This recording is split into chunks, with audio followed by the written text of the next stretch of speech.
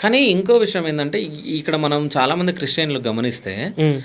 First అసలు పాస్టర్‌లు అని చెప్పి నేను చదువుకున్నప్పుడు పాస్టర్‌లు ఇంతమంది లేకుండే. అవును. ఒకటి. హ్మ్. సో, ఇక్కడ తెలుగు వాళ్ళు ఎవ్వరు మాట్లాడిన మాటలు అక్కడి నుంచి ఇక్కడికొచ్చి ఇంగ్లీష్ వాళ్ళు మాట్లాడితే అది ట్రాన్స్‌లేట్ చేసి తెలుగులో ఏసిర్రు. హ్మ్. అంటే ఆడ ఇది అసలు ఈ బైబుల్, ఈ క్రిస్టియానిటీ వచ్చింది మొత్తం అబ్రాడ్ నుంచి. అవునా? అవును. అక్కడి నుంచి వచ్చింది. అవును. సో, ఇప్పుడు వాళ్ళు ఇప్పుడు అదేం లేదు. ఇప్పుడు మొత్తం మన తెలుగోళ్ళే అయిపోయారు. అవును. ఊరికొకడు, వాడకొకడు. అవును. సో, వీళ్ళందరూ అయిపోయారు. ఇప్పుడు మీరే పాస్టర్ల పేర్లు చెప్పండి అంటే మీరు చెప్తూనే ఉంటారు. ఎగ్జాంపుల్ ఇప్పుడు మనం యూట్యూబ్‌లలో చాలా వస్తుంది. చాలా అసలు మంది మీకు వస్తున్నారు. ఒక ఛాయిస్ చెప్తున్నాను. జేమ్స్ అని యూట్యూబ్‌లో ఎవరు? ఏ పేరైనా కొట్టండి. రాము, సోము, కిరణ్, ప్రవీణ్ ఏ పేరైనా కొట్టండి.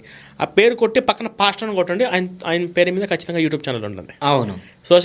సోషల్ మీడియా, యూట్యూబ్ ఈ 2 కలిపి ఆ. సుమారుగా 35,000 సోషల్ మీడియాస్‌లో 35,000 మంది పాస్టర్లు ఉన్నారు. సోషల్ మీడియాలో యాక్టివ్‌గా ఉన్న పాస్టర్ల సంఖ్య 35,000. ఫేస్‌బుక్, యూట్యూబ్ 2 కలిపి. ఓకే.